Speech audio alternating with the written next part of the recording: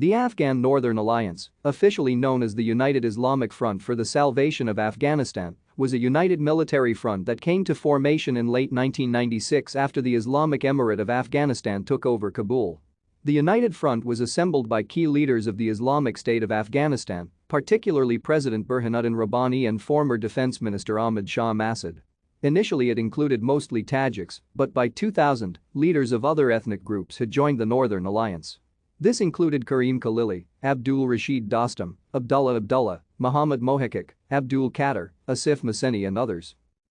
The Northern Alliance fought a defensive war against the Taliban government. They received support from India, Iran, Russia, Turkey, Tajikistan, and others, while the Taliban were extensively backed by the Pakistan Army and Inter-Services Intelligence. By 2001 the Northern Alliance controlled less than 10% of the country, cornered in the northeast and based in Badakhshan province. Thank you for watching. Like and subscribe if you would like to view more of our videos. Have a nice day.